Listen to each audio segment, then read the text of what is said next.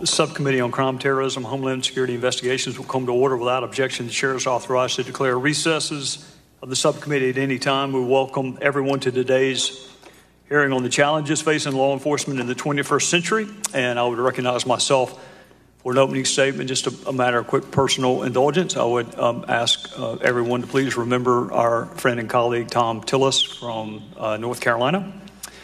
I want to thank everyone for being here today, and I want to thank Chairman Goodlatte for this hearing. This week we celebrate National Police Week, and that's important to all the members of this subcommittee that we have a hearing to honor our law enforcement officers. I want to extend a special thank you to our witnesses for being here. We have with us today Chuck Canterbury, the National President of the Fraternal Order of Police, my own personal chief and Director of Public Safety, Alonzo Thompson from the great City of Spartanburg, South Carolina, Sheriff Jim McDonald from Los Angeles County Sheriff's Department, and Chief Art Acevedo. Is that close?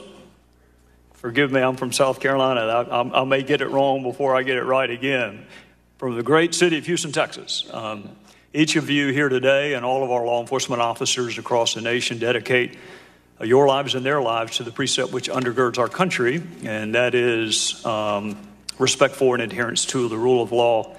And I know every member, not only of the subcommittee, but every member of Congress would have their own personal story about how officers have impacted their lives and would have their own personal testimony to the respect that they have for the women and men of law enforcement.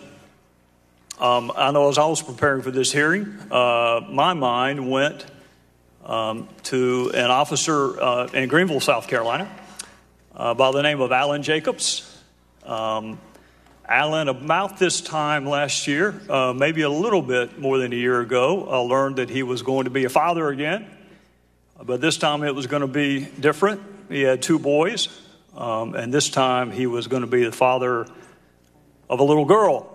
And life had prepared Alan very well to be a father. He was an outstanding student. He was a great athlete in Greenville, South Carolina. He put that athleticism and intelligence to work for our country in the United States Army. He was deployed to Iraq for 15 months and even volunteered to live in the neighborhoods of Baghdad because he understood that all people want to live in a peaceful, secure environment. And after Iraq, Alan was deployed to Haiti because he wanted to help the Haitian people in the aftermath of their tragic earthquake. But the tug of fatherhood is strong. And it's so strong that Alan decided to return to the upstate of South Carolina.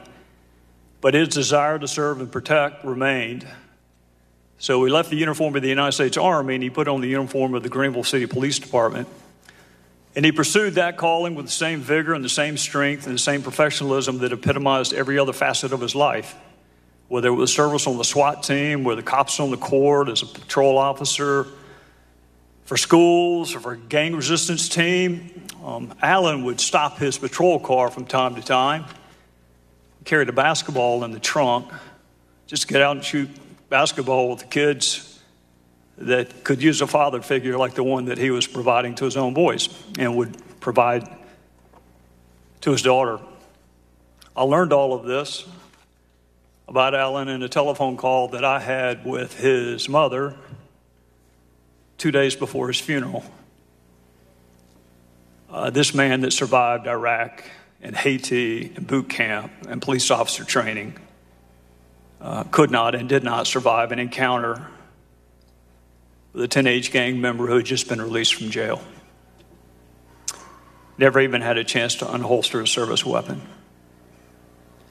Serve, defend, protect. He was ambushed.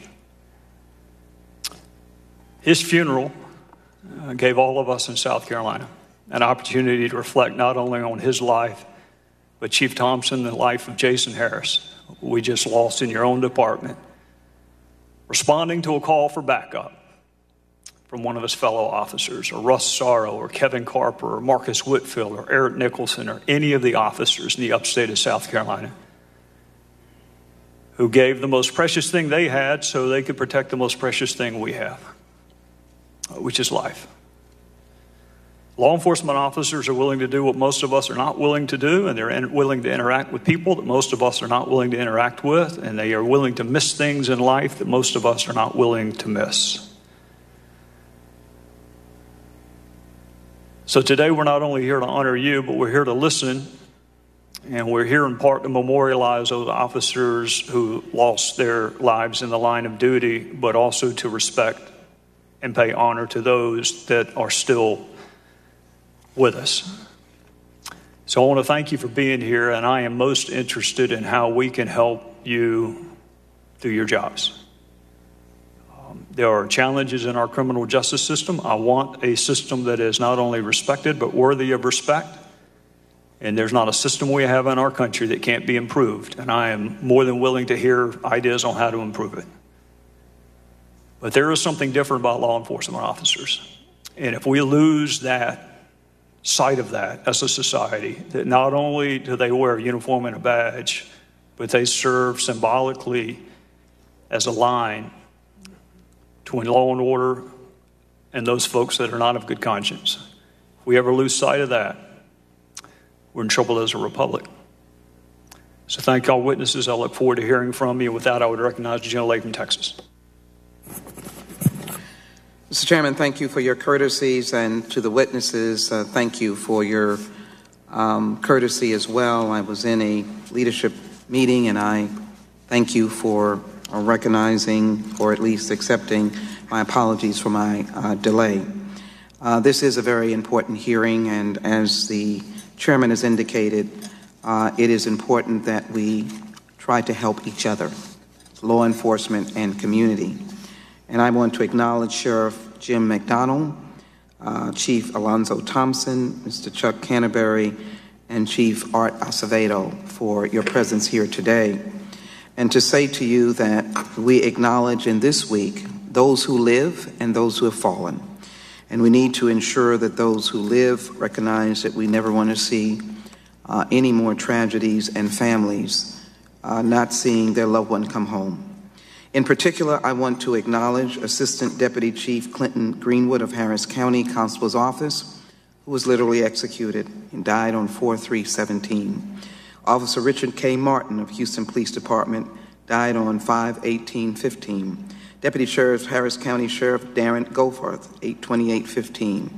Detective Jerry Ronald Walker of the Little Elm Police Department died in January 17, and then 5 officers. These are among others in Dallas who died July 6, 2016.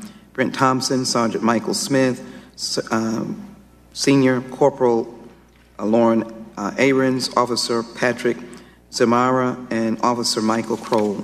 I went to that memorial and stood with those family members, and we will never forget.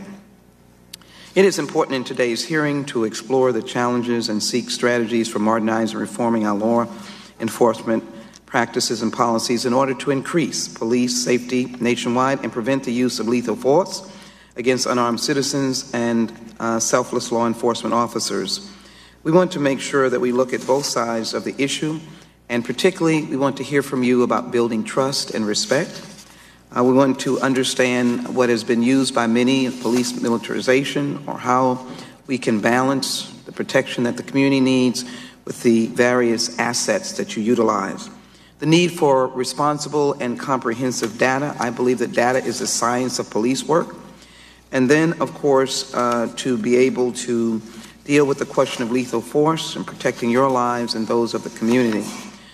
As Judge Learned Hand said, if we are to keep our democracy, there must be one commandment: thou shalt not ration justice.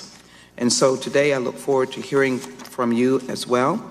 And in keeping with this idea of justice, I just want to make a point, Mr. Chairman, that I have made before, and that is that this full committee, and we are the subcommittee on crime, as the Judiciary Committee in the Senate, subcommittee led by our esteemed Senator Lindsey Graham, we must have a full investigation and demand an investigation of the President, the Attorney General, and top White House aides.